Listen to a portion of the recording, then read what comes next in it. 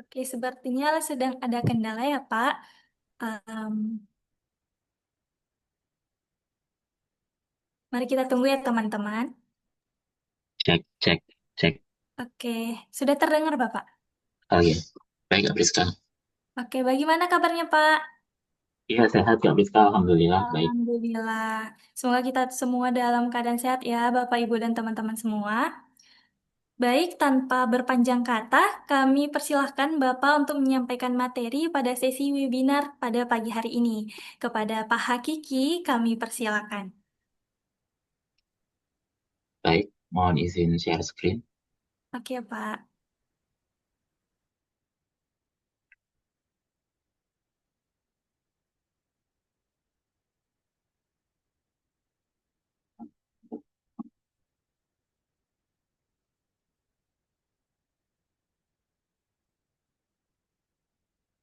Iya, mohon izin untuk share screen-nya masih belum Oke, baik, Bapak, sebentar. dinyalakan.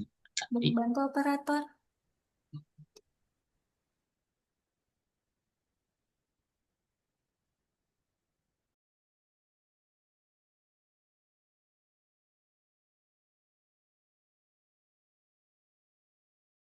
Oke, sudah, Bapak.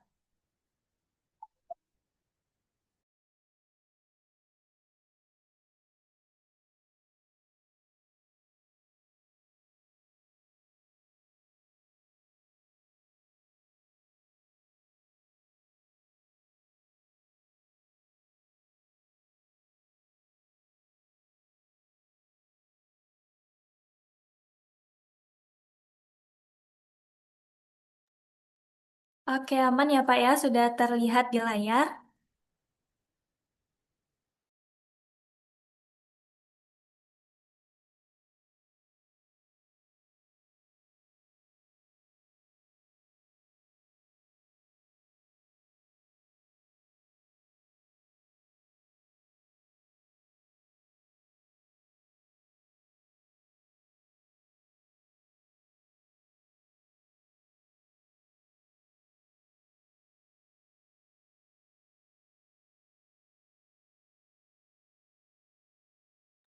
Mohon izin, Bapak. Permisi, Pak Hakiki. Untuk mic-nya belum hidup, Pak.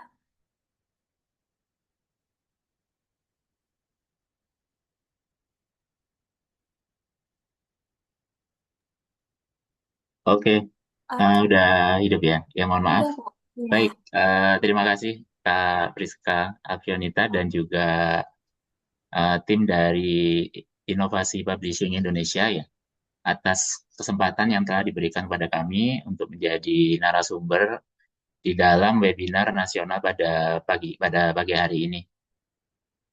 Puji syukur kami panjatkan kehadirat Allah Subhanahu wa taala atas nikmat berkat rahmat dan hidayahnya sehingga kita dapat bergabung bersama dalam webinar pada pagi hari ini dalam keadaan sehat walafiat.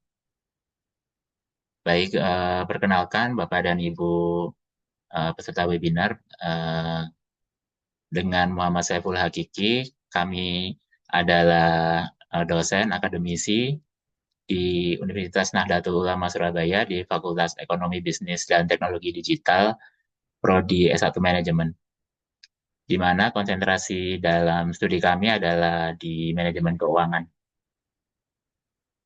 Untuk topik dari manajemen keuangan sendiri, memang ada beberapa topik ya yang luas, termasuk salah satunya adalah yang akan kita bahas pada pagi hari ini, yaitu tentang penganggaran modal, yang merupakan salah satu konsentrasi dari subkonsentrasi dari manajemen keuangan, yaitu corporate finance atau manajemen keuangan perusahaan. Oke, baik. Selain itu, di dalam penganggaran modal sendiri itu akan ada beberapa langkah ya, yaitu langkahnya adalah proyeksi arus kas atau cash flow projection, dan juga ada beberapa metode penilaian kelayakan dari investasi itu sendiri.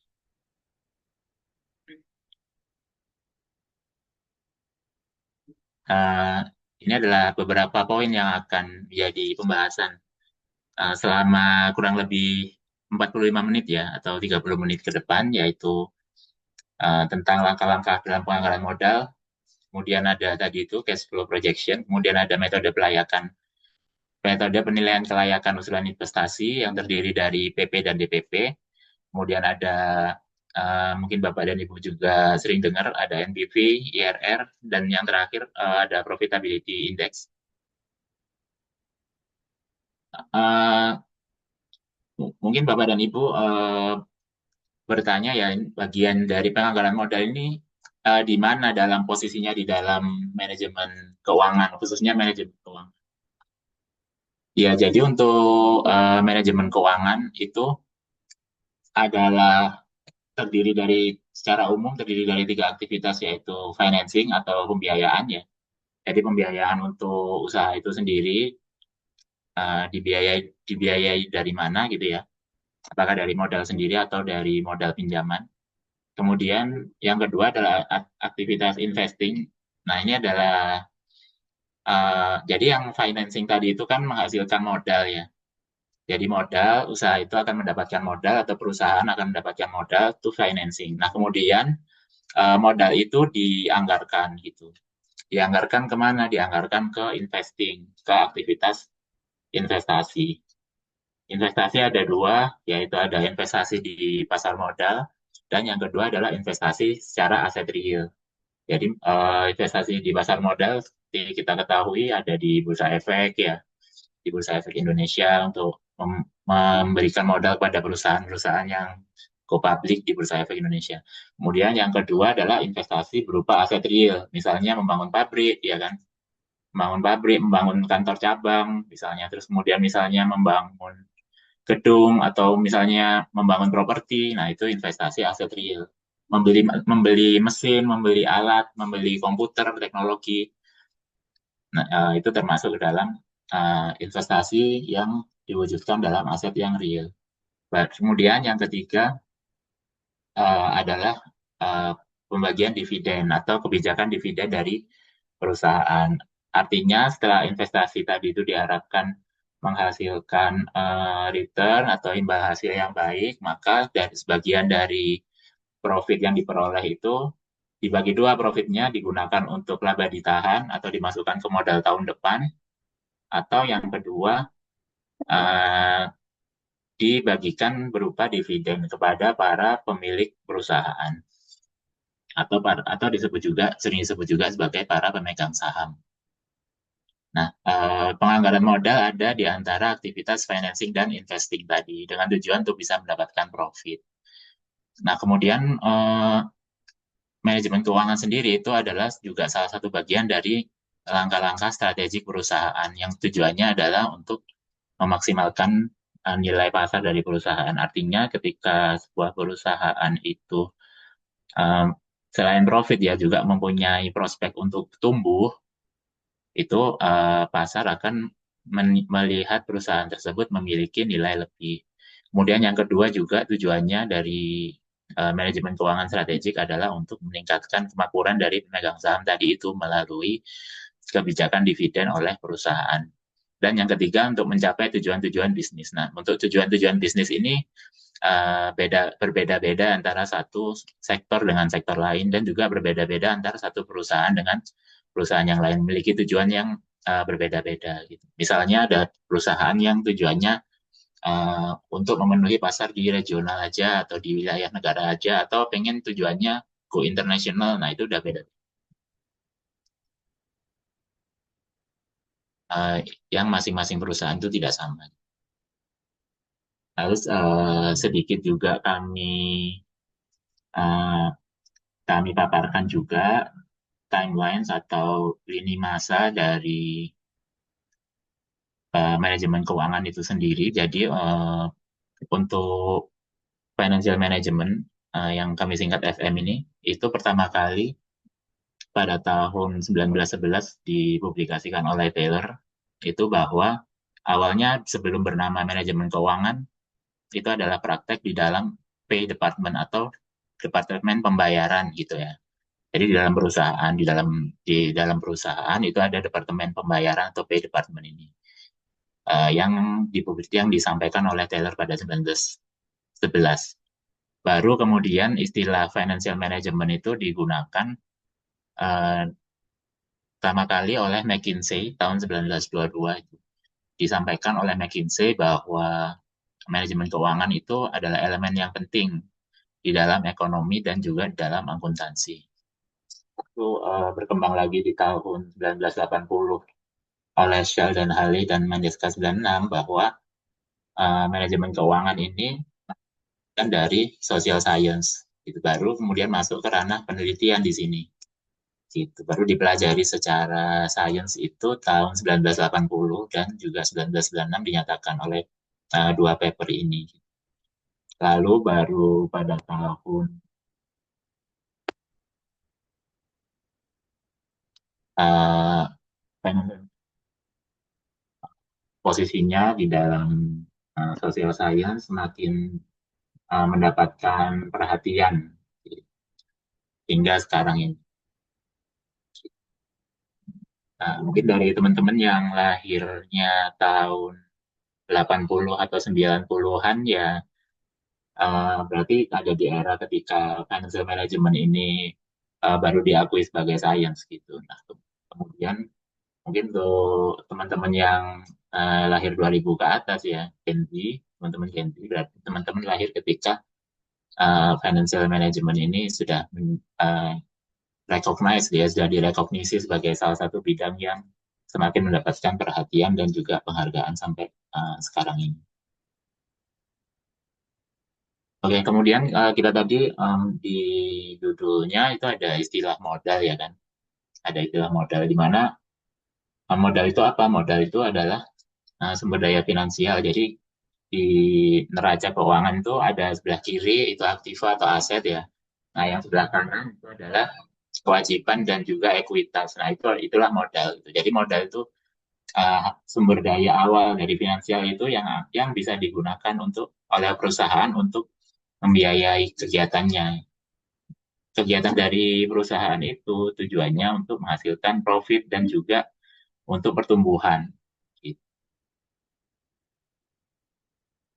Lalu modal itu diinvestasikan oleh perusahaan. Artinya diinvestasikan yaitu tadi yang pertama mungkin untuk pasar modal ya. Yang kedua juga tentunya kalau perusahaan lebih banyak investasinya adalah berupa proyek ya, berupa aset real. Gitu.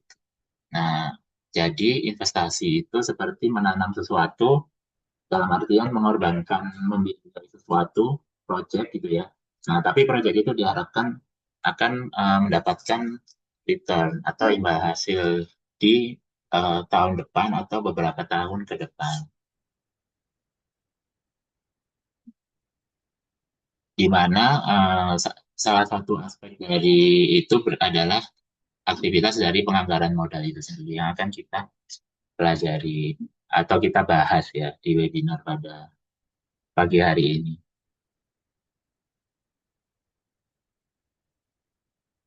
Iya, jadi pentingnya pentingnya mempelajari atau mengkaji tentang penganggaran modal atau capital budgeting ini adalah karena keputusan ini itu adalah berlangsung selama beberapa tahun. Jadi proyek investasi oleh perusahaan itu berlangsung secara jangka panjang, jadi di atas 1 tahun, sehingga pengambilan keputusan tentang uh, penganggaran modal ini itu secara otomatis terkait dengan kebijakan investasi jangka panjangnya perusahaan dan mempengaruhi arah dari usaha atau perusahaan ini dalam beberapa tahun ke depan.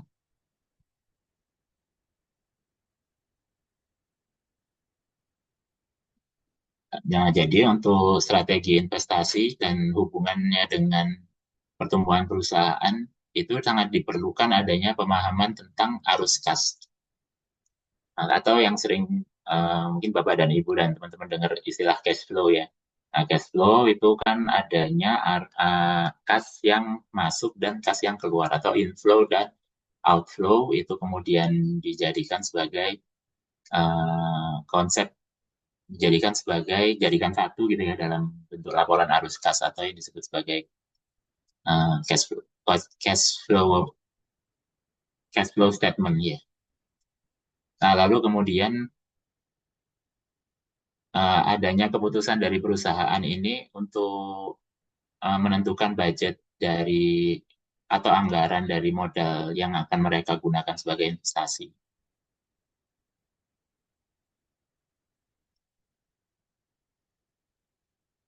Kemudian, bagaimana untuk mengelola atau memutuskan penganggaran modal yang tepat? Dikarenakan kan penganggaran modal ini kan ada pengaruhnya kepada ini kan, kepada kebijakan perusahaan dalam beberapa tahun ke depan kan.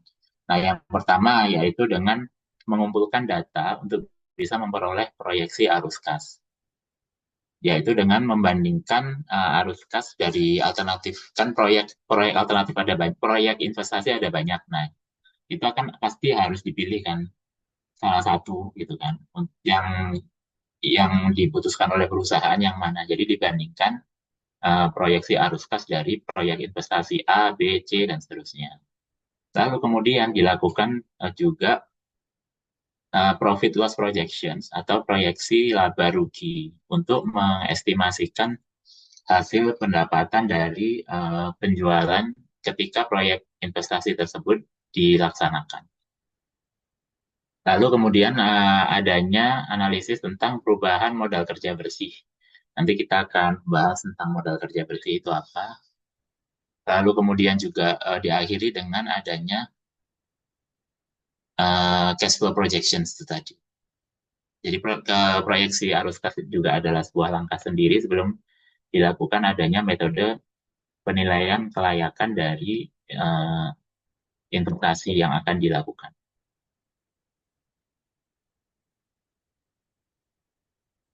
Oke, kemudian untuk menilai sebuah kelayakan dari pilihan-pilihan investasi. Tujuannya adalah untuk menentukan apakah investasi yang dilakukan itu layak, apakah investasi itu profitable, apakah sesuai dengan tujuan strategis dari perusahaan tersebut. Kemudian untuk mengukur potensi-potensi profit, kemudian untuk mengevaluasi risiko-risiko, lalu untuk mengoptimalkan sumber daya yang dimiliki, dan juga untuk menentukan atau memastikan bahwa arus kas perusahaan atau arus kas dari proyek itu akan sehat untuk beberapa tahun ke depan.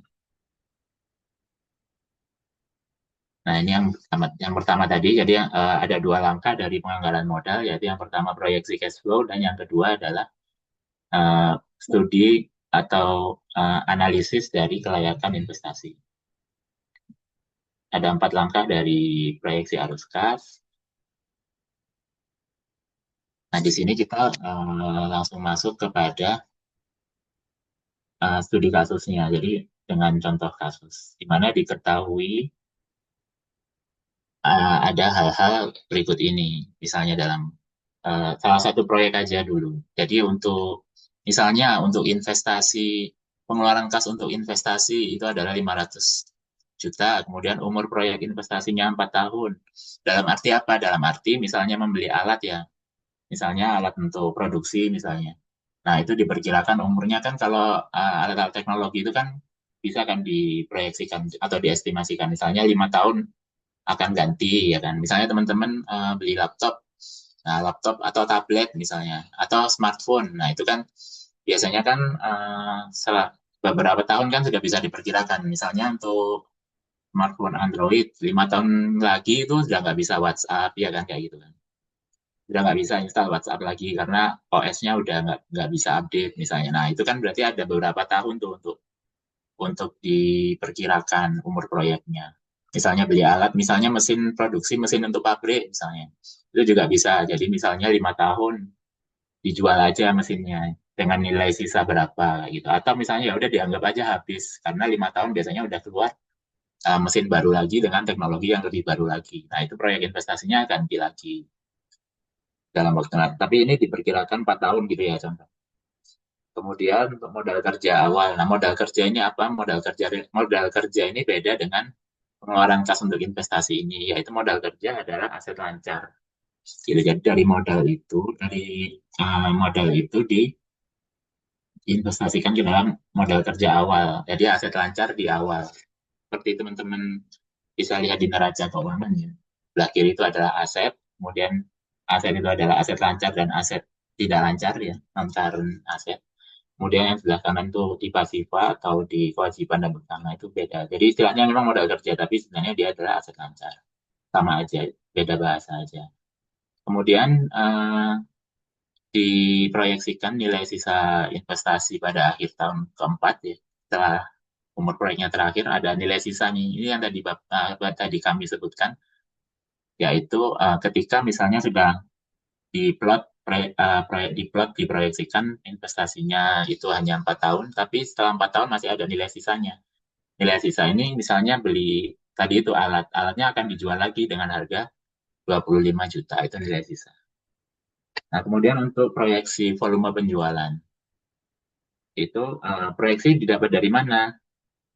Proyeksi penjualan, jadi sudah memperkirakan 4 tahun itu hasil produksi dari investasi ini tuh akan terjual berapa unit. Tahun pertama 4.000 unit, tahun kedua 5.500 unit. Dari mana Pak kok bisa dapat tersendiri ya untuk bisa memprediksikan atau memproyeksikan volume penjualan di tahun-tahun ke depan. Salah satunya dengan melihat studi-studi di tahun-tahun sebelumnya. Jadi penjualan itu apa sih yang mempengaruhi kayak gitu. Jadi variabel apa yang mempengaruhi volume penjualan. Biasanya mungkin ada biaya iklan ya. Semakin tinggi biaya iklan, maka volume penjualan juga akan meningkat.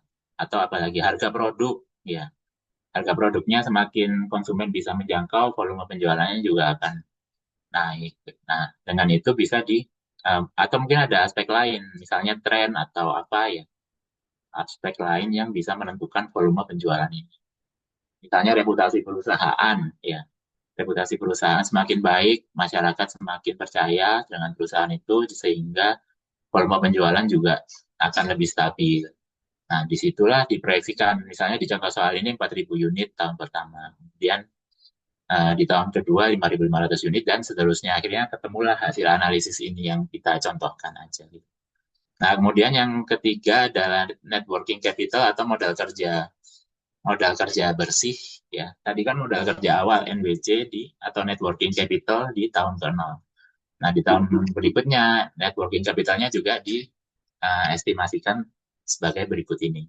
Ini adalah networking capital adalah kebijakan perusahaan yang dimasukkan ke dalam aset lancar, dari modal itu dimasukkan ke dalam aset lancar itu berapa rupiah.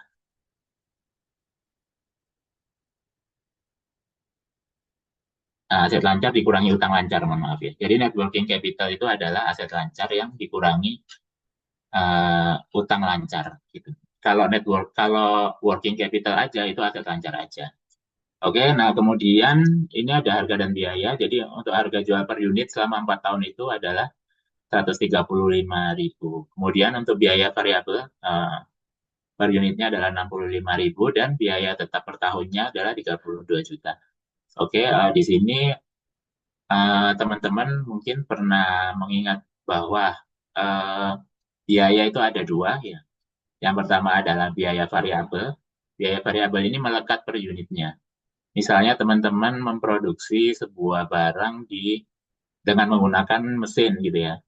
Nah, untuk memproduksi barang itu kan membutuhkan bahan mentah. Misalnya memproduksi apa nih? Memproduksi misalnya t-shirt, kaos ya. Misalnya memproduksi kaos, nah bahan mentahnya apa yang dibutuhkan? Misalnya apakah printer warna, maksudnya print apa? Ininya tintanya ya kan? Dan kaosnya ya. Tinta dan kaosnya itu adalah biaya variabel. Karena itu melekat pada masing-masing produknya. Nah, tapi ada biaya tetap juga. Biaya tetapnya apa? Ya printernya itu. Printernya kan untuk semua kaos dia nggak dihitung per kaos dia berapa, ya kan? Nah, itu untuk biaya tetap per tahunnya. Misalnya selain printer, apalagi biaya printernya, biaya listrik, ya kan dia ada stop kontaknya kan ke listrik kan, otomatis ada biaya listriknya. Dan biaya listrik kan tidak dihitung per produksi produk, tapi dia dihitung per bulan, per tahun ya. Iurannya berapa, listrik, air, internet, nah gitu itu masuk ke biaya tetap. Pajak bumi dan bangunan mungkin juga masuk. Nah, kalau biaya variabel ini melekat pada masing-masing dari produk yang diproduksi itu. Nah, dari proyeksi yang dilakukan pada contoh ini, itu biaya variabelnya segini, biaya tetapnya segini per tahun gitu ya. Lalu kemudian untuk pajak pendapatan perusahaan itu 18% misalnya gitu ya. Kemudian untuk total utang dibandingkan dengan total ekuitasnya itu adalah 50-50 dalam kasus ini. Kemudian biaya utang per tahunnya 10%. Nah, ditanyakan adalah proyeksi laba ruginya atau PL projection, kemudian changes of NWC ya. Kemudian juga cash flow projection tadi yang ditanyakan, tiga hal itu. Oke, nah selanjutnya semoga teman-teman belum diam ya melihat angka-angka ini. Mohon maaf. Oke, selanjutnya adalah proyeksi laba rugi tadi. Nah, tabel ini itu teman-teman gunakan untuk menginput data-data tadi itu yang sebelumnya. Jadi yang diketahui tadi itu data-data tersebut.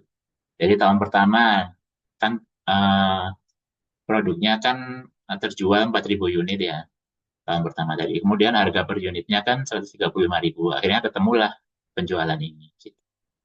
Nah, ketemu semua, penjualan ketemu, biaya variabel juga ya kan. Biaya variabel ada 4.000 unit yang terjual dikali dengan biaya variabel per produknya yaitu 260 juta. Lalu biaya tetap ini tahun pertama sampai tahun keempat sama ya, 32 juta ya kan. Kemudian penyusutan. Nah, penyusutan ini dapat dari mana? Penyusutan ini adalah investasi awal tadi untuk membeli alat atau mesin tadi, investasi aset real tadi yang dilakukan, itu dibagi ke dalam umur investasi, dibagi 4 tahun. Jadi akhirnya per tahun dia akan rata 125 juta sama semua sampai tahun keempat. Nah, dari situlah diperoleh yang namanya EBIT, ya. Earning before interest and tax, atau laba sebelum dikurangi bunga dan dikurangi pajak, ya, EBIT. Nah, dari situlah akan diperoleh angka dari EBIT itu. Jadi EBIT ini belum laba bersih gitu, bisa dibilang. Semakin sering disebut gross profit atau gimana gitu ya. Tapi istilah yang paling tepat adalah EBIT itu sendiri. Lalu kemudian ada biaya bunga. Nah, tadi ada biaya bunga kan, 10% biaya bunganya. Kemudian 50% ini adalah karena proporsi dari utang adalah setengah tadi kan, dari semua modalnya. Jadi akhirnya 10% kali 50% kali 500 juta. Ketemulah angka ini sama semua tiap tahun. Nah, itu di EBIT tadi dikurangi dengan interest ya. Biaya bunga kan bahasa Inggrisnya interest ya kan. Nah, jadi I-nya akhirnya hilang tuh. Karena EBIT dikurangi I, jadi tinggal EBT aja. Atau earnings, earnings atau laba sebelum dikurangi dengan tax atau pajak. Nah, dari situlah jadi EBIT dikurangi dengan biaya bunga, keluarlah angka-angka yang berbeda dalam setiap tahunnya. Jadi semua EBIT tadi dikurangi dengan 25 juta, akhirnya menghasilkan angka sebagai berikut ini.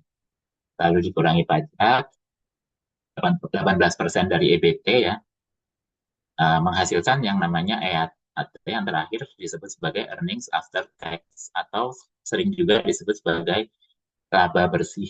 Ya. Selanjutnya, uh, setelah dari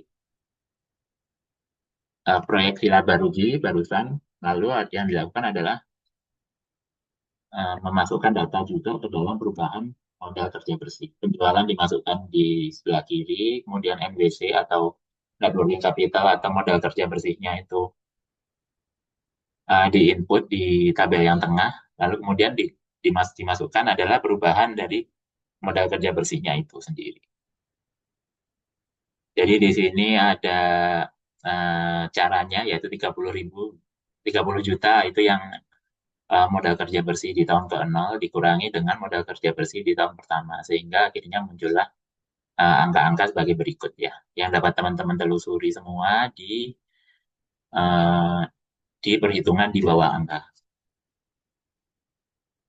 Baik, selanjutnya setelah melakukan proyeksi perubahan net working capital yaitu dengan memproyeksikan arus kas operasi. Ini dengan memasukkan EBIT, kemudian dikurangi pajak, kemudian ditambah dengan penyusutan atau depresiasi, endingnya adalah ini arus kas operasi ini. Jadi ini sudah ada ya EBIT-nya berapa tadi kan dari tabel project loss projection tadi atau proyeksi laba rugi tadi dikurangi dengan pajak, ditambah dengan penyusutan atau depresiasi, akhirnya jadilah operation cash flow. Jadi masih belum cash flow-nya ya, masih arus kas operasinya. Baru kemudian ini dijadikan proyeksi arus kas semuanya dihitung. Jadi dari modal awal kerja kan 30 juta tadi ada kan net working capital di tahun ke-0. Kemudian perubahan NWC-nya berapa, kemudian pengembalian NWC-nya berapa. Nah, pengembalian NWC ini dapat dari mana? Itu adalah dari ini tadi. Nah, ini yang ini. Jadi dari NWC atau net working capital atau modal kerja bersih di tahun keempat. Tambahkan di sini. Jadi akhirnya ada perubahan, total perubahan modal kerja bersih dari tahun ke-0 sampai tahun keempat. Dijumlahkan ke bawah. Jumlahkan ke bawah. Langkah selanjutnya masih ada beberapa langkah lagi untuk bisa menghasilkan arus kas, proyeksi arus kas. Nah, ini proyeksi arus kas dari pengeluaran modal. Jadi investasi awal tadi ada 500 juta ya di awal untuk membeli mesin. Nah, baru kemudian ada nilai sisa setelah pajak ya tadi ya. Nilai sisa setelah pajak adalah tadi kan 25 juta tuh ya kan. Namun karena adanya pajak sehingga berkurang. Jadi 100% kurangi 18%, yaitu adalah 80% dikalikan nilai sisa investasi tahun terakhir yaitu 25 juta menjadi 20,5 juta. Di sini sudah diperoleh angka pengeluaran modalnya. Baru lalu ini adalah rekapitulasinya atau rekap terakhir dari semua tadi. Jadi yang harus kas operasi berapa per tahun itu sama ya, tinggal di copy aja ke sini. Kemudian modal kerja bersihnya juga sama, tinggal di copy ke sebelah sini. Dan untuk pengeluaran modal juga di copy lagi, lalu dijumlahkan. Nah, yang sudah bold ini adalah hasil akhir dari proyeksi total arus kas yang diperoleh dari aktivitas investasi ini. Oke, dari sini inilah hasil akhir yang akan dianalisis selanjutnya, dilakukan analisis selanjutnya. Nah, langkah yang cukup panjang tadi itu nantinya masih akan dilakukan analisis untuk beberapa proyek. Mana yang lebih layak untuk investasi itu untuk diimplementasikan oleh perusahaan. Tapi untuk proyeksi arus kasnya ini kita tidak menghitung yang proyek yang lain ya, hanya satu proyek aja dulu. Oke, itu tadi adalah langkah pertama. Kita masuk ke langkah kedua, yaitu analisis penilaian kelayakan dari investasi. Hanya saja ini ada empat yang akan kami bahas ini di sini tiga ya. Jadi NDPP, kemudian NDP, dan IRR. Nah, bagi antara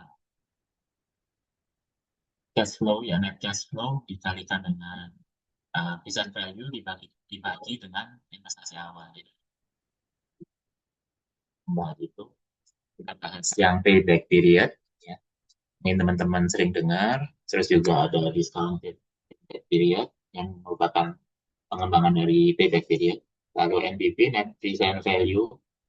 Lalu ada internal rate of return atau IRR.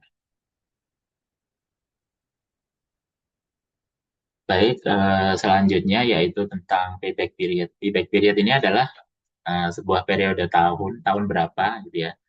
Tahun keberapa yang diperlukan untuk kembalinya besaran awal investasi yang dikeluarkan. Yaitu dengan menggunakan tadi itu cash flow projection tadi itu.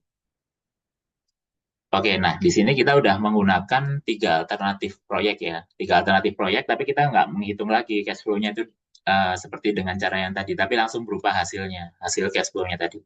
Hasil cash flow itu yang seperti ini tadi ya, Bapak-Bapak dan Ibu dan rekan-rekan semuanya.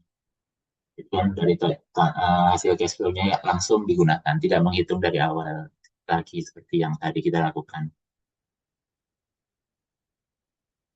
Oke, nah di sini dimisalkan ada tiga alternatif. Jadi misalnya perusahaan akan memutuskan tahun depan ini investasi apa ya, atau 4 tahun ke depan atau 5 tahun ke depan. Nah di sini 5 tahun itu ada pilihan alternatif. Kami tidak menyebutkan proyeknya ya, tapi dinamakan aja proyek A, proyek B, proyek C gitu.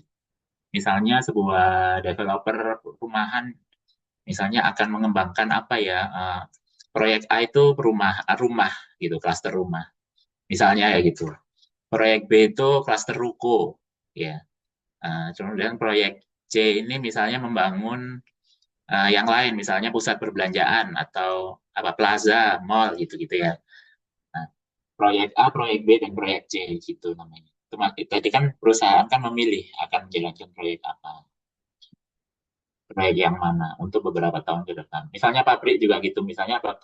Misalnya seperti Unilever, apakah mengembangkan proyek memproduksi bumbu makanan, apakah seperti Royco gitu-gitu kan, penyedap apa Sasa misalnya gitu. Terus misalnya proyek B, apakah akan mengembangkan misalnya produk kebersihan kayak sabun, sampo gitu, kebersihan badan, atau misalnya produk yang lain misalnya untuk uh, pembersih cuci piring. Nah, itu kan itu proyek C. Nah, kan mesinnya beda-beda itu.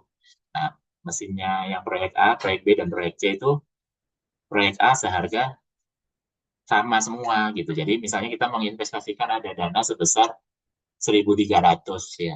Bisa tambahin nolnya 3 atau nolnya tambahin lagi boleh. Tapi ini untuk menyederhanakan angka. Jadi dengan dana yang dimiliki itu sama yaitu 1.300. Jadi dikeluarkan akhirnya minus 1.300. Nah, kemudian untuk cash flow-nya tadi dihitung ya secara panjang kali lebar tadi yang kita paparkan tadi, yang kita bahas tadi selama 5 tahun itu proyeksi cash flow-nya itu sudah terestimasi semua juga proyek A, proyek B, dan proyek C ini selama 5 tahun ya. Oke, nah kemudian untuk payback period-nya gimana? Nah, kalau payback period ini dijumlahkan gitu. Jadi dengan arus kas yang pertama mengeluarkan, kemudian ditambah dengan arus kas di tahun pertama. Tadi kan 200 ya. Kita coba cek di slide. Nah, 200 ini kan. Jadi 1.300 ditambah 200. Keluarlah angka minus 1.100. Dan seterusnya ya. Dan dengan cara yang sama, nah ini ada yang kami berikan bold atau kami tebalkan. Itu adalah tahun pertama di mana uh, payback-nya itu positif ya. Payback-nya positif. Nah, untuk proyek A sendiri itu payback-nya bernilai positif pada tahun keempat. Sementara untuk proyek B itu payback-nya positif pada tahun ketiga. Dan untuk proyek C itu payback-nya positif pada tahun keempat. Nah, disinilah ketika positif itu berarti modalnya atau investasi awalnya sudah kembali. Ya. Sebelumnya kan negatif semua itu berarti masih dalam proses kan, proses kembali. Nah, yang payback periodnya paling cepat itu adalah yang paling direkomendasikan untuk dilaksanakan proyek investasinya. Di mana pada berdasarkan PP, payback period, maka yang paling cepat adalah proyek B untuk mendapatkan payback. Kemudian, nah di sini penjelasannya ya. Jadi nilai payback period A pertama kali bernilai positif adalah di tahun keempat sehingga disimpulkan bahwa payback period dari proyek A adalah 4 tahun. Kemudian payback period proyek B pertama kali bernilai positif adalah di tahun ketiga sehingga payback period dari proyek A adalah 3 tahun, proyek B mohon maaf. Kemudian untuk proyek C adalah 4 tahun. Jadi proyek B lebih cepat memperoleh investasi awalnya kembali sehingga lebih direkomendasikan. Oke, nah selanjutnya adalah pengembangan dari payback period. Jadi payback period ini memiliki salah satu kelemahan yaitu tidak dipertimbangkannya time value of money atau nilai waktu dari uang. Bapak dan Ibu dan teman-teman mungkin sering dengar ya time value of money, yaitu di mana ketika nilai uang itu di tahun berikutnya dan berikutnya lagi, di tahun berikutnya lagi itu adalah mengalami yang disebut sebagai penurunan nilai. Ya. Kenapa? Logikanya gimana Pak? Kok bisa uang kan sama 10.000 ya 10.000 terus tahun depan juga 10.000. Nah, time value of money ini adalah sebuah konsep ketika teman-teman membelanjakan 10.000 ini misalnya untuk pasta gigi ya. Untuk pasta gigi, membeli pasta gigi atau membeli kopi misalnya, kopi saset misalnya. Nah, kemudian tahun depan teman-teman kembali lagi ke supermarket membeli pasta gigi juga. Nah, uang 10.000 itu mungkin akan kurang atau ya kan naik kan harganya yang disebut sebagai kenaikan harga-harga barang atau sering teman-teman sebut sebagai inflasi setiap tahunnya. Nah, inflasi yang sehat kan 4%, 5% itu kan. Nah, disitulah adanya yang disebut sebagai time value of money. Nah, discounted payback period ini uh, melibatkan konsep time value of money ini.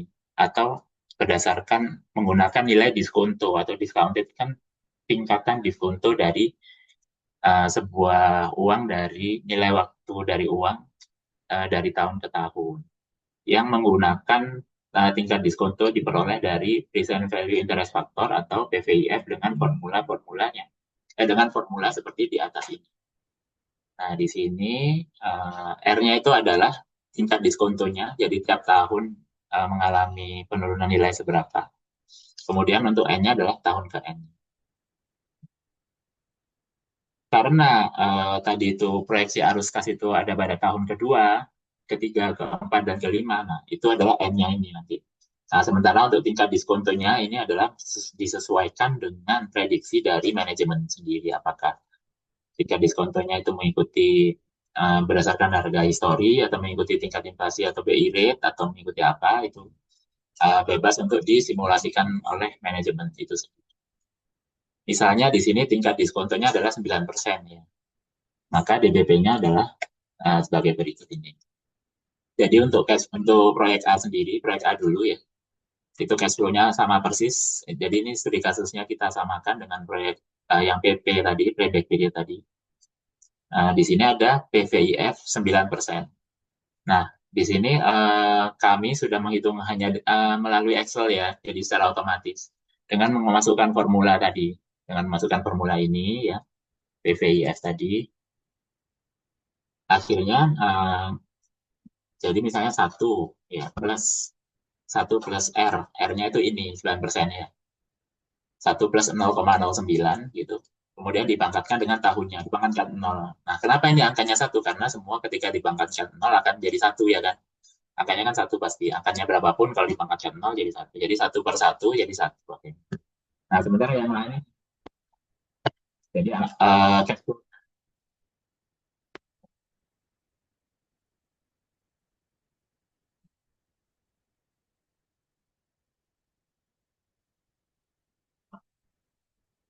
Nah, disinilah kumulatif PV-nya atau payback period-nya berubah. Payback period di tahun ke 5 ya.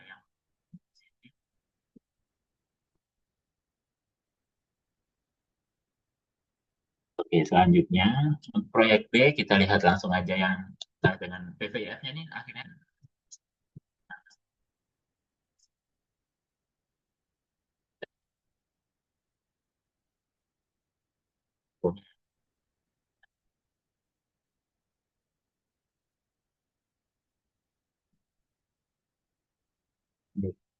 Payback period tadi udah sama. Jadi kalau udah di present value kan itu dia akan sama dengan caranya sama dengan PP lagi di mana di sini angka yang positif pertama adalah pada tahun keempat ya. Jadi proyek A tadi tahun kelima, proyek B tahun keempat,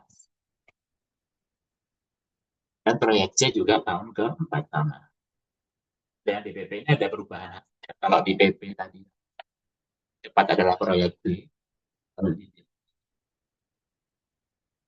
C. Jadi ada dua jadinya alternatifnya yang direkomendasikan. Di sini jadi proyek B dan proyek C lebih direkomendasikan daripada proyek A berdasarkan diskon. Baik, untuk selanjutnya adalah jadi itu metode tadi ya. Nah, sekarang kita membahas metode selanjutnya untuk menilai kelayakan investasi yaitu dengan menghitung dari net present value. NPV ini adalah uh, bagaimana menilai seperti tadi. Jadi sama persis sebenarnya seperti menghitung PVIF kemudian dikalikan sehingga memperoleh PV. Hanya saja semua PV itu dijumlahkan. Semua PV-nya dijumlahkan. Dan yang memenuhi syarat kelayakan untuk investasi itu dijalankan adalah ketika nilai NPV-nya lebih besar dari 0. Artinya ketika sebuah nilai investasi itu diberlakukan konsep time value of money, kemudian dijumlahkan semua, dia di atas 0 gitu arus kasnya. Kemudian jumlah arus kasnya total selama 5 tahun. Nah, kemudian kalau untuk memilih alternatif proyek satu dengan yang lainnya, maka dipilih yang NPV-nya paling besar angkanya. Jadi ini tabel yang sama, proyek yang sama dengan yang barusan pada payback period dan discounted payback period ya, di mana cash flow-nya sama, PVIF-nya atau present value interest faktornya sama, kemudian PV-nya ini juga sama dikalikan, bedanya kalau tadi kan dikumulatifkan, ya. Nah, kalau yang ini langsung dijumlahkan semua total, jadi NBV-nya ketemu untuk proyek A adalah 506. Ya. Selanjutnya, NBV proyek B ketemu 588 dan proyek B 849. Jadi yang NBV-nya paling besar adalah proyek C. Semua nilainya di atas 0, sehingga layak sebenarnya untuk diimplementasikan. Namun kalau untuk memilih, maka proyek C yang lebih layak untuk dipilih berdasarkan analisis NBV ini. Selanjutnya ada analisis internal rate of return atau IRR. IRR ini prinsipnya mirip dengan NBV, hanya saja IRR ini digunakan untuk mencari rate-nya, rate dari PVIF-nya. Tadi kan PVIF-nya disamakan ya 9% kan. Nah, di sini tadi kan 9% semua. Tapi kalau IRR itu mencari rate-nya malahan. Jadi rate-nya yang dicari untuk bisa mendapatkan NPV-nya 0. Untuk bisa mendapatkan NPV sama dengan 0. Nah, cara yang praktis untuk bisa mengetahui IRR adalah dengan metode trial and error dengan menggunakan alat bantu software ya, misalnya Microsoft Excel, Google Sheets, dan lainnya yang sheets gitu ya, yang bertipe sheets itu. Kemudian dalam arti untuk menuliskan formulanya, lalu dianalisis dengan mencari tingkat diskonto yang NBV-nya 0. Nah, di sini ini kami berikan, maaf ya, kami berikan PVF-nya yang 9% yang untuk menghitung NBV, dan yang kedua adalah dengan mencari PVIF yang NBV-nya 0. Di sini NBV-nya ya. Tadi NBV yang ini 505. Nah, ini yang PV-nya 0. Nah, PV-nya 0 ketika PVIF-nya adalah 20%. Nah, inilah IRR-nya dari proyek A. Selanjutnya untuk proyek investasi B, itu yang tadi NPV-nya 588, lalu IRR-nya adalah 22,8. Nah, IRR yang lebih tinggi itu dianggap sebagai pengembalian atau return yang lebih tinggi juga gitu dari investasi yang dilakukan atau diimplementasikan. Lalu untuk NPV proyek C 849 yang paling besar ya tadi ya, dan IRR-nya juga paling besar. Kebetulan sama antara hasil NPV dan IRR-nya. Dan juga dengan DPP-nya tadi ya. Kalau DPP kan ada dua tadi yang direkomendasikan, proyek B dan C kan. Nah, untuk NPV proyek C yang direkomendasikan dan IRR juga adalah proyek C. Walaupun kita nanti menjalankan analisis ini ya, belum tentu antara NPV dan IRR itu akan sama, merekomendasikan proyek yang sama. Namun kalau sama gini berarti kan sudah semakin kuat ya kan, karena oh sama nih, NPV sama, IRR sama, payback period yang discounted juga sama. Walaupun untuk yang payback period yang tidak discounted tadi beda ya kan investasi B tadi. Gitu. Untuk semakin memberikan hasil analisis dari beberapa sudut pandang gitu. Karena bagaimanapun juga manajemen keuangan itu adalah hasil akhir keputusannya atau kebijakannya adalah ada di manajemen itu sendiri dan juga di pimpinan dan pemilik dari perusahaan itu sendiri. Oke, nah, kita kembali ke kenapa penganggaran modal ini adalah suatu yang penting karena tadi ya bisa membantu manajemen dalam menilai kesehatan perusahaan khususnya untuk di masa depan, kesehatan keuangannya. Kemudian yang kedua, penganggaran modal ini memerlukan uh, anggaran atau biaya yang sangat besar ya, dan juga mungkin juga inti dari aktivitas perusahaan itu sendiri sehingga investasinya aset realnya itu kan. Lalu juga untuk memproyeksikan arus kas di masa depan, kemudian juga untuk mengidentifikasi kelayakan dari proyek investasi yang akan dilakukan ya, dari aspek keuangan tentunya. Kemudian juga untuk bisa mendorong adanya investasi yang smart gitu ya, untuk menentukan keputusan strategis dari perusahaan. Oke, selanjutnya.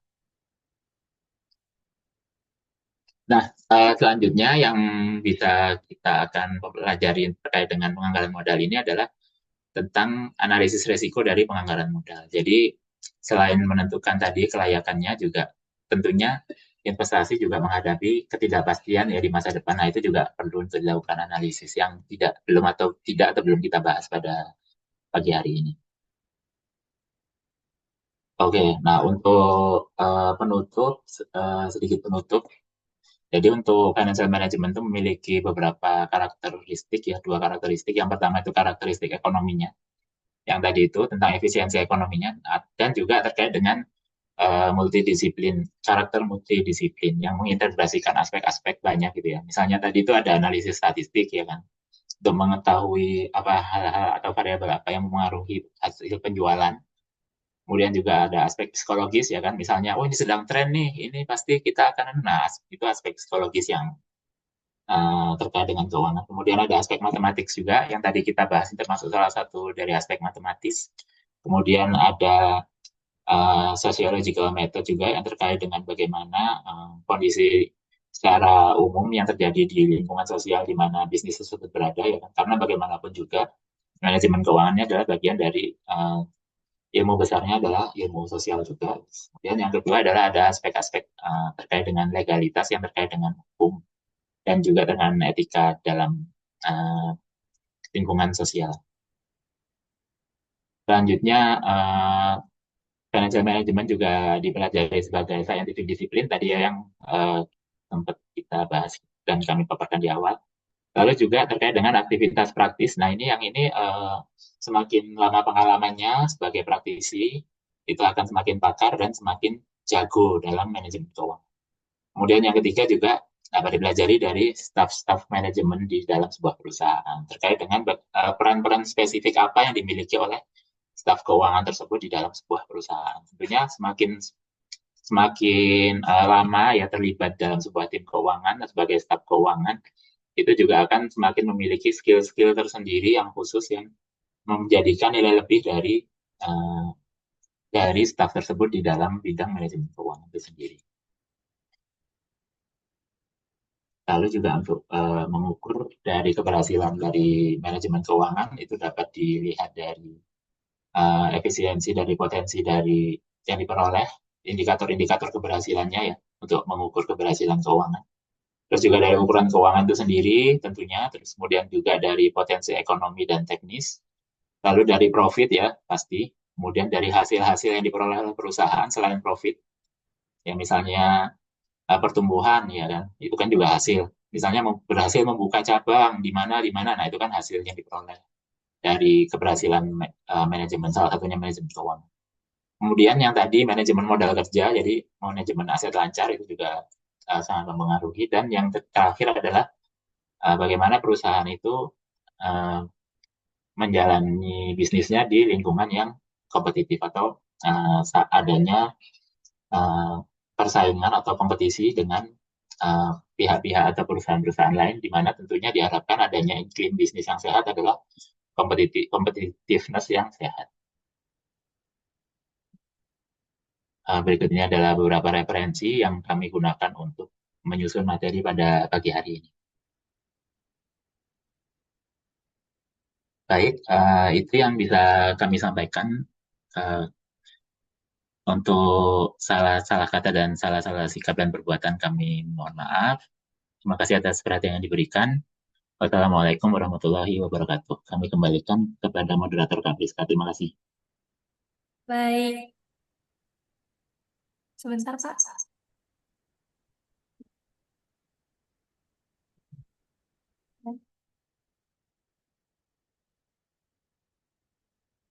Oke, oke. Baik, terima kasih banyak kepada Pak Saiful Hakiki atas pemaparan materi yang sangat informatif dan tentunya memperluas wawasan kita, Bapak, Ibu, dan teman-teman sekalian, karena memang penting juga untuk tahu nih hal-hal apa, aspek-aspek apa saja dalam pengambilan keputusan terkait kebijakan investasi terlebih jangka panjang pada sebuah perusahaan. Nah, untuk selanjutnya, kita memasuki sesi tanya jawab. Jadi silakan bagi peserta yang ingin mengajukan pertanyaannya secara langsung boleh raise hand dan open mic, atau bisa juga bertanya melalui kolom komentar. Dan setelah dicek, ada beberapa pertanyaan nih, Pak. Kita mulai dari atas dulu ya, Pak. Pertanyaan pertama. Selamat siang, izin tanya Bapak, kalau proyeksi arus kas tidak sesuai sama realita, gimana dampaknya ke keputusan investasi? Apakah metode penilaian investasi seperti NPV atau IRR masih relevan di era ekonomi digital sekarang? Dan dalam kondisi ekonomi yang nggak stabil saat ini, metode mana yang paling bisa dipercaya untuk nilai kelayakan investasi? Sekian, Pak.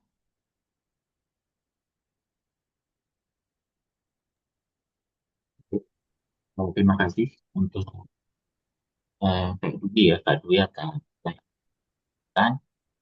Ya, jadi memang untuk proyeksi arus kas itu sendiri adalah berupa hasil analisis ya. Nah, dan hasil analisis itulah yang menentukan eh, keakurasian dari hasil proyeksi yang telah dilakukan sebelumnya tadi. Nah, untuk proyeksi arus kas apabila tidak sesuai, tentunya hal ini sangat mungkin terjadi gitu ya.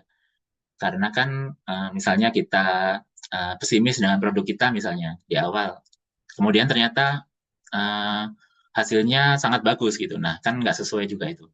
Atau misal kita terlalu optimis gitu, terlalu optimis ternyata hasilnya tidak sesuai dengan apa yang kita proyeksikan seperti itu. Nah, karena itulah uh, jadi di dalam proyeksi arus kas itu sendiri itu uh, ada yang namanya analisis arus kas ya. Jadi di analisis arus kasnya itulah yang perlu untuk diperdalam. Misalnya terkait tadi itu aspek-aspek apa? Ya? Misalnya kita kan memproyeksikan di situ tuh yang paling krusial adalah penjualan kan tadi itu ya. Jadi hasil hasil penjualannya tadi itu yang paling paling krusial. Kalau sesuai nggak sama realitanya. Kalau perubahan modal kerja bersih kan itu dari kita ya, dari manajemen kan. Dari manajemen yang mengalokasikan modal untuk modal kerja bersih gitu. Untuk aset lancar yang dikurangi utang lancar tadi itu berapa. Itu bisa kita kontrol. Tapi kalau penjualan inilah yang perlu dilakukan uh, perlu dilakukan studi mengenai apa aja yang jadi tidak hanya dengan misalnya bisa aja kan kayak oh ini kayaknya tumbuh terus nih misalnya tumbuh per tahun penjualannya tumbuh 3% atau 5% itu juga nggak apa-apa sebenarnya cuman mungkin perlu disertai dengan analisis lebih lanjut misalnya variabel apa saja yang mempengaruhi penjualan itu berdasarkan apa berdasarkan misalnya historik yang kemarin atau bisa juga dengan studi-studi di referensi-referensi gitu. Kayak penjualan itu apa aja aspeknya ini? Misalnya dengan tadi reputasi perusahaan, biaya iklan, kemudian harga produk. Nah, kita sesuaikan itu dengan hasil referensi yang kita pelajari. Oh, biaya iklannya kita naikkan aja. Karena misalnya di perusahaan dengan sektor yang sama, kemudian itu akan ada pertumbuhan segini penjualannya dengan studi-studi yang dilakukan sebelumnya. Gitu. Tapi realita memang tidak bisa benar-benar kita kontrol ya. Karena itu juga memerlukan analisis risiko dalam penganggaran. Untuk analisis risiko dalam penganggaran modal inilah, nah itu untuk mengetahui seberapa variabilitas dari cash flow dari tahun ke tahun. Misalnya perusahaannya sudah berdiri misalnya 5 tahun. Nah, itu 5 tahun pertama itu variabilitas dari cash flow-nya itu bisa untuk mengkaji standar deviasi dari penjualannya atau cash flow-nya gitu.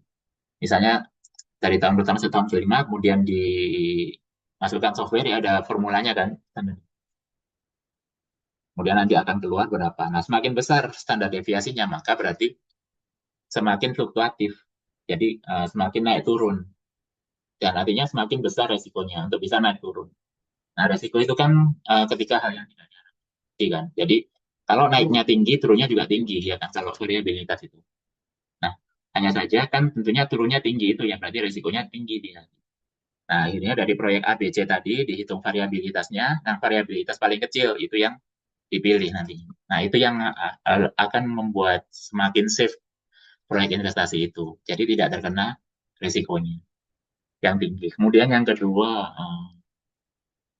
metode penilaian investasi NPV dan IRR masih relevankah? Oke. Ya, jadi metode ini sebenarnya semakin jadi seperti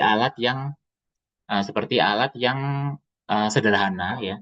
Tapi semakin diperdalam, kita semakin merasa, oh berarti ini kita nggak tahu nih kayak memastikan aspek penjualan ini gimana caranya ya biar semakin akurat. Jadi semakin diperdalam itu bisa semakin komplit dan bisa semakin kompleks. Lalu di era ekonomi digital, kalau era ekonomi digital terkait dengan alat bantunya ya, mungkin ya. Kalau untuk prinsip-prinsipnya sih ke Bapak kami rasa masih berlaku. Kami rasa masih berlaku. Kemudian apa lagi ya? Mungkin yang untuk dibalik itu, untuk penentuan dari misalnya tadi nih, misalnya PP, DPP, kemudian MPP dan IRR, hasilnya beda-beda misalnya yang direkomendasikan. Nah, itu kan memerlukan adanya semacam kolaborasi proses kan antara pihak satu dan pihak lainnya. Nah, disitulah mungkin diperlukan adanya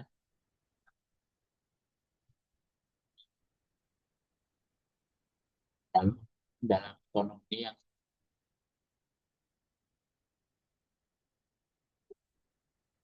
besar. Iya, jadi untuk yang paling sering digunakan itu memang adalah NPV ya, yang paling sering digunakan oleh manajemen atau para praktisi di bidang analisis investasi. Namun walaupun begitu, kalau kami sarankan ya, itu tetap menggunakan DPP, kemudian juga IRR juga, untuk bisa mengetahui sudut pandang yang lengkap.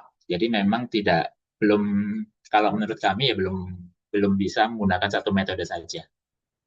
Kalau yang paling bisa, misalnya benar-benar ini beda gitu, NPV-nya beda, kemudian IRR-nya beda, kemudian DBP-nya beda, nah itu adalah tadi kami sampaikan itu adalah kembali ke keputusan dari pengambilan keputusan dari manajemen itu sendiri. Jadi memang karena kita adalah bagian dari ilmu ekonomi ya, di mana ilmu ekonomi juga bagian dari ilmu sosial, maka tetap kembali kepada manusia yang tersebut.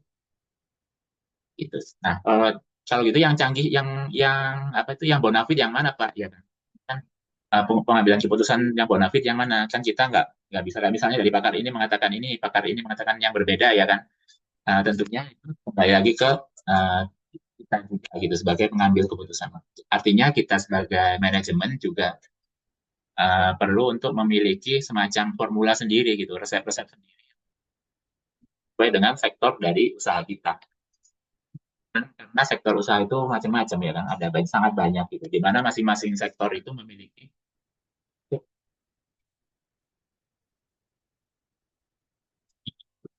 misalnya sektor tadi itu ada sektor retail misalnya, itu kan beda dengan sektor yang lainnya. Misalnya ada sektor kesehatan, ada sektor manufaktur, ada sektor pertambangan.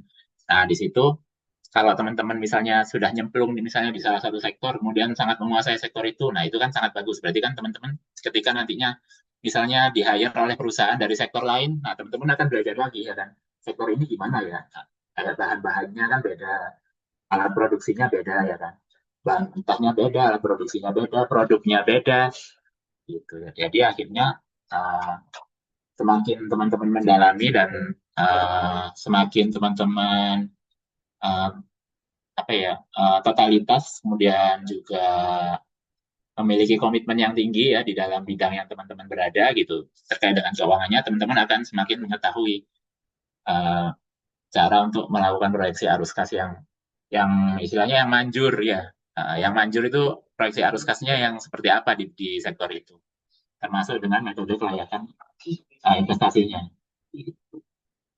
Jadi sebenarnya untuk penghitungannya itu NPV dan IRR dan DPP itu sudah aman ya datanya. Tapi yang uh, pijakannya itu yang kita harus kuat di bidang di proyeksi arus kasnya itu sebagai pijakannya. Mungkin itu dari Oke, kami, baik. Kak Rizka. Terima kasih Pak atas jawabannya. Semoga jawabannya bisa terjawab ya Kak, karena tadi yang sudah bisa disimpulkan juga bahwasannya metode tersebut masih bisa berlaku dan juga butuh nih beberapa metode dalam pengaplikasiannya.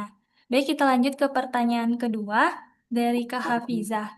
Izin bertanya Bapak, apakah kesalahan umum yang sering terjadi dalam praktik penganggaran modal dan bagaimana cara menghindarinya? Baik.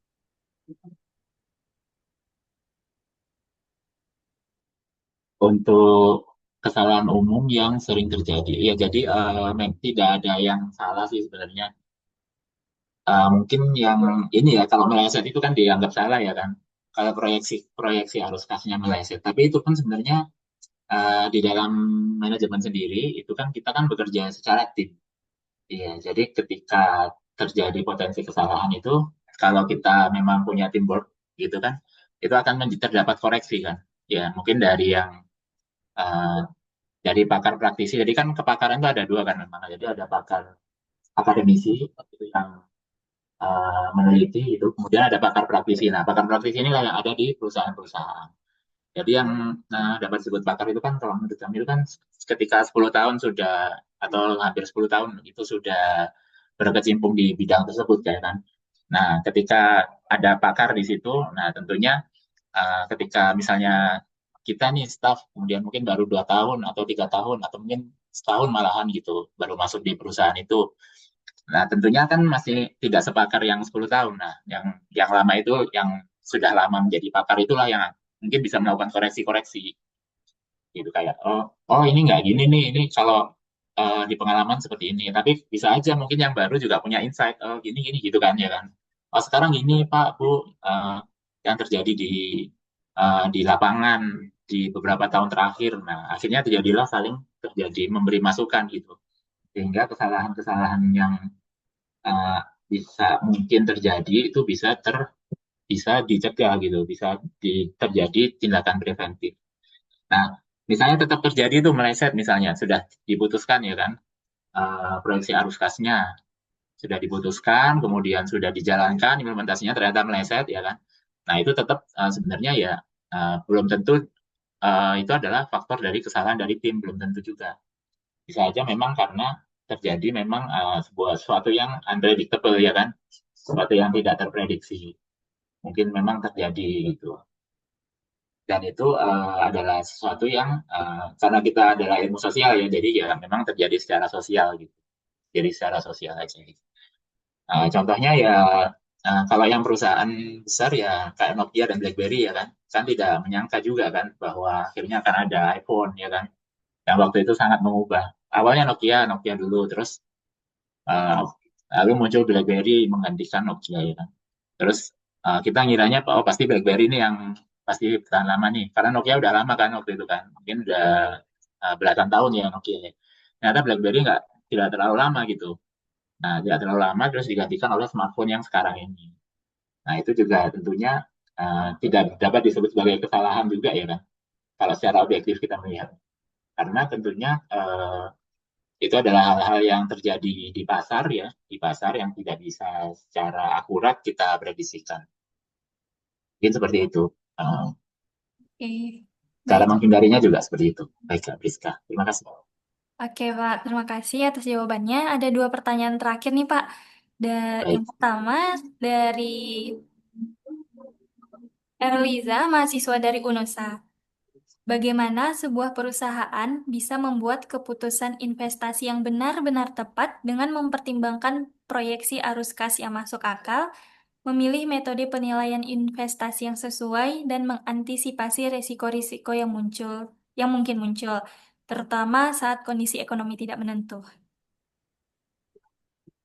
Oke, terima kasih, Kak Priska. Oh, baik, dengan Kak Eliza, ini salah satu mahasiswi kami yang kami banggakan. Oke, untuk ini kita bisa lihat adanya resiko ya, mengantisipasi resiko itu yang eh, terkait dengan investasi itu sendiri, pilihan dari investasi itu sendiri. Jadi ketika memilih sebuah eh, calon alternatif dari proyek investasi itu juga perlu dilakukan adanya identifikasi resiko apa yang mungkin akan dihadapi oleh perusahaan ketika proyek investasi tersebut diimplementasikan.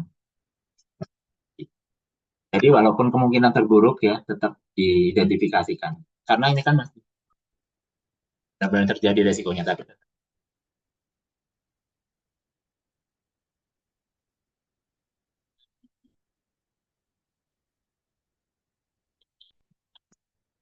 misalnya sebuah perusahaan properti misalnya.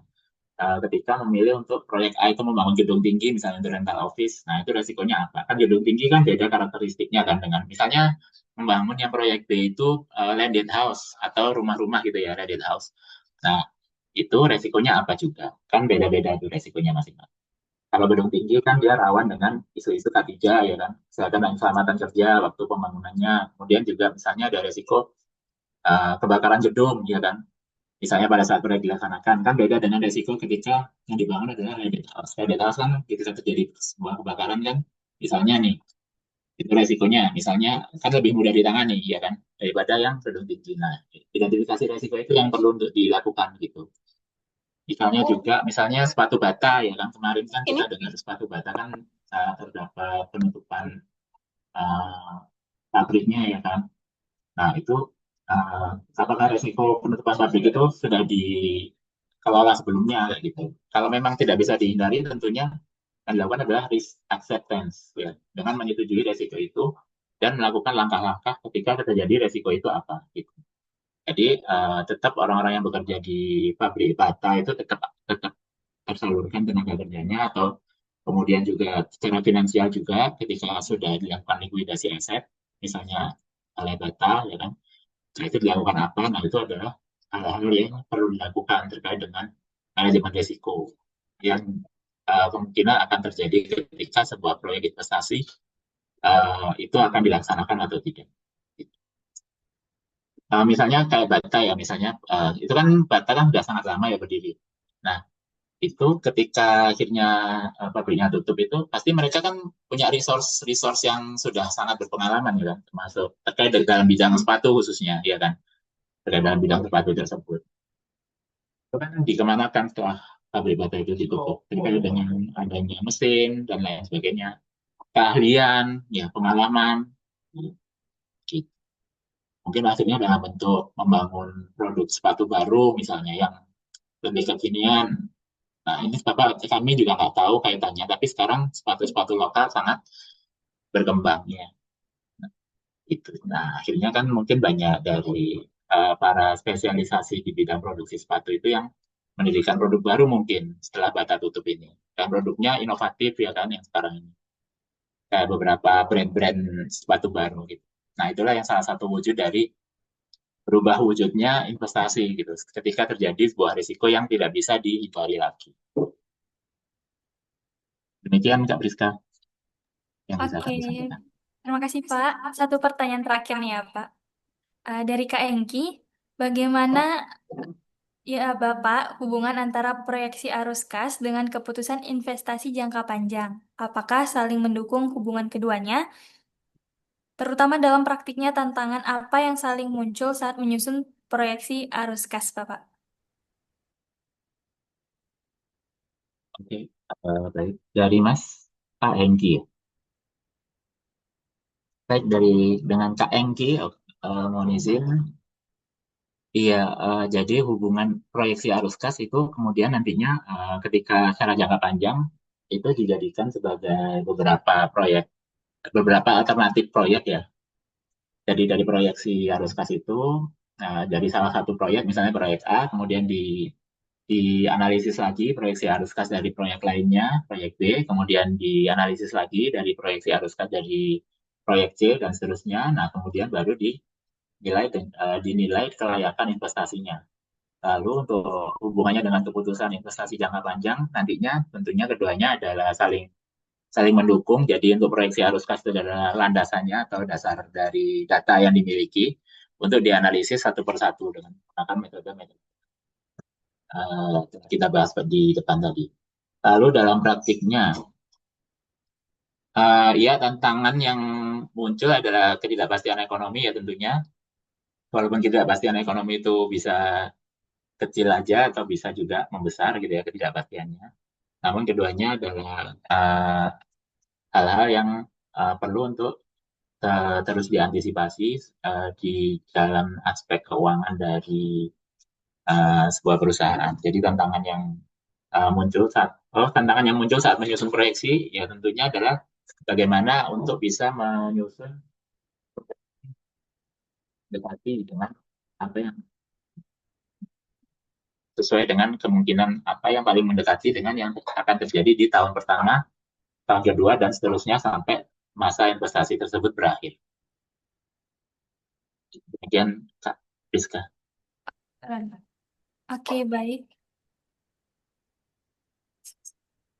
Iya, Baik, terima kasih banyak ya Bapak, Pak Hakiki atas waktu dan jawaban-jawaban dari pertanyaan yang telah ditanyakan. Em, Kami juga mengucapkan terima kasih kepada seluruh peserta atas partisipasi aktifnya hari ini. Semoga materi yang disampaikan dapat menjadi bekal yang bermanfaat dalam memahami penganggaran modal dan penilaian penilaian kelayakan investasi bagi kita semua. Oke, baik Bapak, Ibu, dan teman-teman semua. Selanjutnya kita akan masuk sesi dokumentasi. Namun sebelum itu kami akan mengirimkan link absensi terlebih dahulu di room chat. Jadi silakan dicek Bapak, Ibu, dan teman-teman semua. Jangan lupa untuk diisi link absensinya karena sertifikat akan kita buat sesuai data dari link absensi yang telah Bapak, Ibu, dan teman-teman isi. Oke, baik. Sebelum sesi dokumentasi, izinkan Priska memperkenalkan inovasi publishing Indonesia terlebih dahulu ya, Bapak, Ibu, dan teman-teman semua. Jadi, Inovasi Publishing Indonesia adalah CV yang bergerak di bidang penerbitan buku, di mana untuk Bapak Ibu yang ingin menerbitkan buku, kami menyediakan beberapa paket penerbitan. Yang pertama ada paket hemat. Jadi, di paket ini, Bapak Ibu dan teman-teman hanya perlu mengirimkan naskah beserta hasil cek Turnitin dengan ketentuan maksimal 200 halaman dan hasil cek Turnitinnya sebesar maksimal 30%. Kemudian, untuk Bapak Ibu yang mungkin sibuk, tidak sempat menyusun naskahnya ke dalam template penerbit, kita ada menyediakan paket tunggal, di mana paket tunggal ini Bapak Ibu hanya perlu mengirimkan naskah mentahnya saja. Nanti untuk turnitin, layouting naskah, itu bisa diatur oleh kami sebagai penerbit, dan di paket ini khusus Bapak Ibu bisa isi 3 orang penulis. Kemudian kita ada paket kolaborasi, yaitu paket menulis bersama dengan penulis lainnya. Selanjutnya ada juga nih paket konversi. Jika Bapak Ibu punya skripsi, tesis, dan disertasi, mari nih Bapak Ibu jangan dianggurin naskahnya. Mari kita terbitkan di Inovasi Publishing Indonesia. Caranya cukup mudah dan gampang. Langsung saja bisa hubungi admin kita. Nanti nomor kontak adminnya akan kami share di room chat.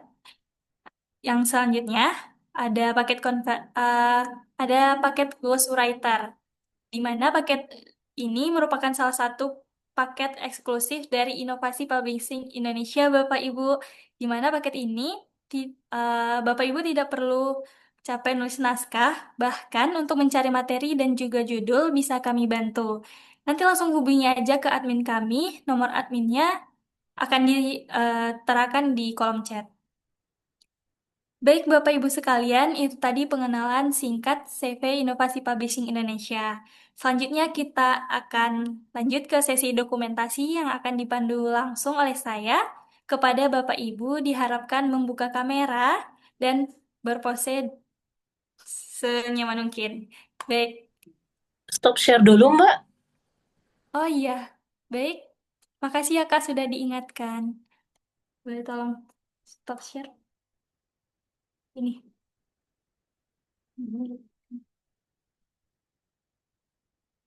Izin Pak Hakiki, boleh tolong bantu stop share screen Pak?